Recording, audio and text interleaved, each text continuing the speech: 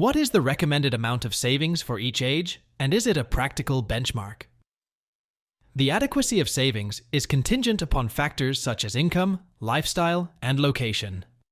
While comparing oneself to others is not advised, understanding this metric is crucial. Without knowing if one is saving enough, it becomes challenging to adjust spending, discern when to cut back, or determine when sufficient investments have been made to potentially retire comfortably. In this video, I will share specific savings recommendations for different age groups, as well as suggestions to get back on track if falling behind. Before delving into the details, I kindly ask you to support the channel by liking the video for the YouTube algorithm, a small favor in exchange for valuable insights on savings and financial strategies. Let's address the question of how much experts recommend saving at each age. To establish a baseline, we can refer to various sources, including articles on Google. The figures can be subjective, but they offer valuable insights. Starting with the age of 20, it's intriguing to consider the average net worth. Surprisingly, the average 20-year-old has a net worth of negative $27,000, mainly due to student loans. Given the lack of widely recognized recommendations for this age group, I'll propose a few suggestions. First, obtaining a credit card to build a credit score is crucial. This step, coupled with responsible use, can significantly impact financial leverage in the future. Additionally, opening a Roth IRA is advisable. The importance of tax-free profits by age 59.5 cannot be overstated. By age 20, having 1 to 2 months' worth of expenses saved in an emergency fund is a prudent goal. This fund acts as a financial safety net. Lastly, dipping one's toes into the world of investments, even with a modest amount, is recommended. In summary, there might not be strict savings or net worth targets for 20-year-olds, but establishing good financial habits, avoiding debt, building credit, and initiating savings and investments are essential building blocks. Remember to hit the like button for the algorithm, and let's transition to the financial goals you should set for yourself at 30 years old. This is the point where many online articles start offering advice and often create a sense of overwhelm. The common consensus is that by the age of 30, you should strive to have savings equivalent to 1 year of your income.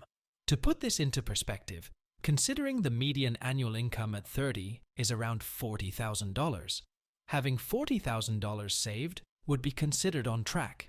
However, the situation becomes more nuanced when factors such as income fluctuations are considered. For instance, if your income doubles at 29, the 1-year salary savings benchmark may become inadequate.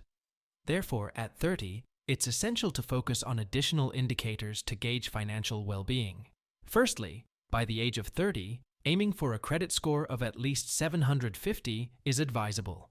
This not only positions you favorably for obtaining loans at low interest rates, but is also achievable with a few years of responsible credit card usage. Clearing high-interest debt by this age is another crucial goal. This involves settling debts or loans with interest rates exceeding 5%, leaving you with minimal financial burdens. Regarding savings, while aiming for 1 time your annual salary is a reasonable guideline, individual circumstances matter. If you graduate from college with an average debt of $30,000 at 22, paying it off in your late 20s may impact your ability to save 1 year's income by 30. Adjustments based on personal financial history, income growth, and frugal living should be considered. Moving into your 40s, where career progress is likely, the emphasis should be on building a robust financial foundation. Recommendations often suggest having 3 times your annual salary saved by this age, achievable by consistently saving 15% of your income from the age of 25 and investing at a reasonable average return, such as 7%.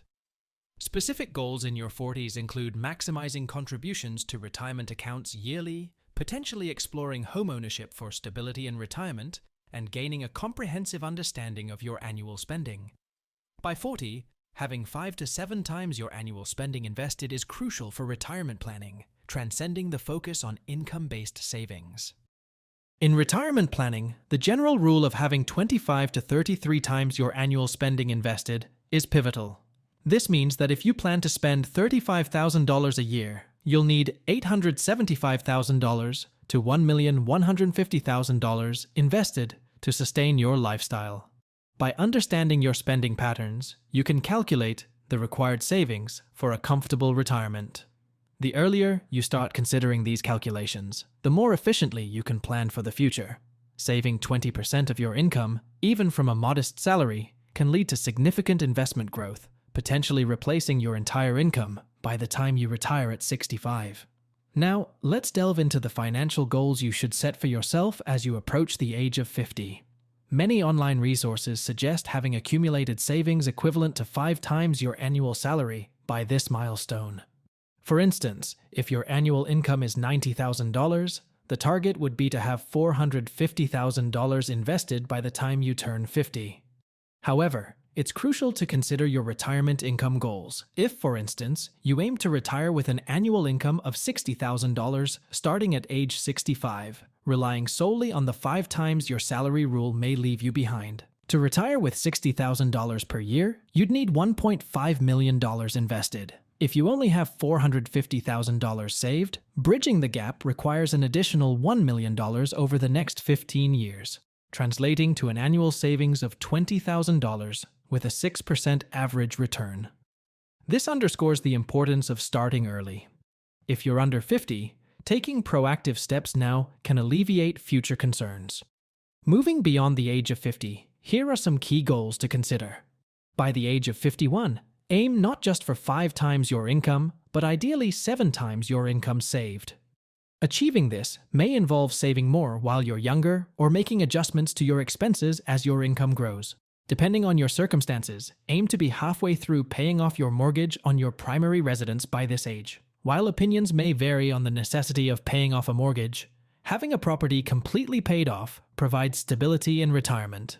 Gain a clear understanding of your retirement needs, and when you plan to stop working, this knowledge allows you to make informed decisions and adjustments to your financial plan. If you discover you are underfunded for retirement, consider lifestyle adjustments, such as moving to a different location or cutting back on expenses. This is a strategic approach to ensure financial stability in your later years. Now, looking ahead to the age of 60, while conventional advice suggests having 7 to 8 times your salary saved up, it may be prudent to aim for 10 to 12 times your salary. Starting early and saving 10% of your income with a 7% average return can help you achieve this goal in 30 years. Additionally, having your primary residence paid off or nearing full repayment adds to your financial stability. In your 60s, as your earning potential may have peaked, seize the opportunity to save as much as possible while you can. Moreover, this is the age where you can start withdrawing from retirement accounts without penalties, including tax-free withdrawals from a Roth IRA after the age of 59.5. Lastly, the reliability of Social Security income remains uncertain for future generations, so it's wise not to solely depend on it for retirement planning. The key takeaway is that the earlier you start planning and implementing these strategies, the more manageable and successful your financial journey will be. It's never too late to start, and prudent financial practices such as budgeting, saving, investing, building credit, and living below your means will pave the way for a secure future. I appreciate you sticking with me until the end. If you found this video helpful, don't forget to hit the like button and subscribe. Your support means a lot, and I look forward to sharing more insights in future videos.